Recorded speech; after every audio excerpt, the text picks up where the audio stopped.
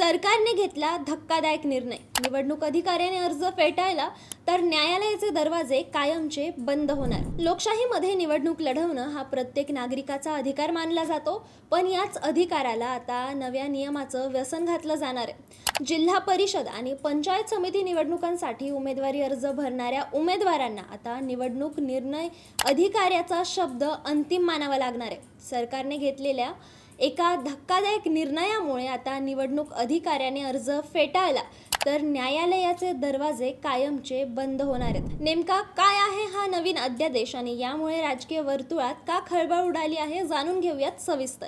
नमस्कार, मी श्रुती आणि तुम्ही पाहत आहात थोडक्यात। महाराष्ट्र सरकारने मंत्रिमंडळ बैठकीत एक अत्यंत महत्त्वाचा आणि तितकाच वादग्रस्त ठरणारा निर्णय घेतलाय।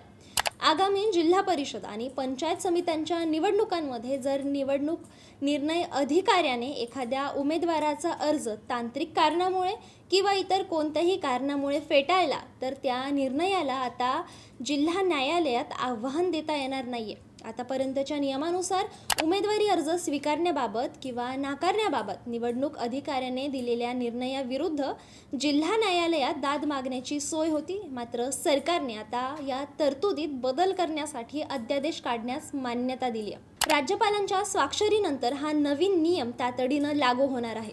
आगामी स्थानिक स्वराज्य संस्थेच्या निवडणुकांमध्ये याचा मोठा परिणामही पाहायला मिळेल। सरकारने या निर्णयाचं समंत्रण करताना अडचणींचा पाढा वाचून दाखवलाय। राज्य निवडणूक आयोगाच्या प्रस्तावानुसार अनेकदा उमेदवारी अर्जावरून न्यायालयात अपीले दाखल केली जातात।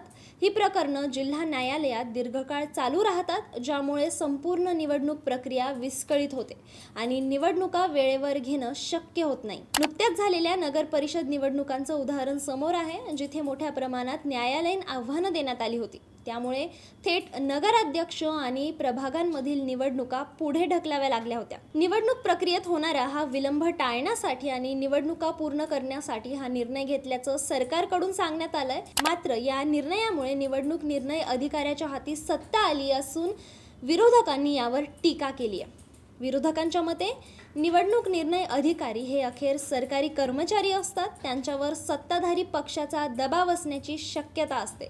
जर एखाद्या सक्षम उमेदवाराचा अर्ज राजकीय द्वेषापायी किंवा दबावापोटी फेटाळला गेला तर त्या उमेदवाराने दाद कोणाकडे मागायची? न्यायालयाचे दरवाजे बंद करणे म्हणजे लोकशाहीचा गळा घोटण्यासारखं आहे, अशी टीकाही यावेळेला काँग्रेसचे नेते विजय वडेट्टीवार यांनी केली। उमेदवारावर होणाऱ्या अन्यायासाठी न्यायालयात जाण्याचा हक्क हिरावून घेतल्याने निवडणूक प्रक्रियेच्या पारदर्शकतेवर आता प्रश्नचिन्ह उपस्थित होतंय। तुम्हाला या निर्णयाबद्दल काय वाटतं हे आम्हाला कमेंट बॉक्समध्ये नक्की सांगा आणि थोडक्यातला सबस्क्राईब करा।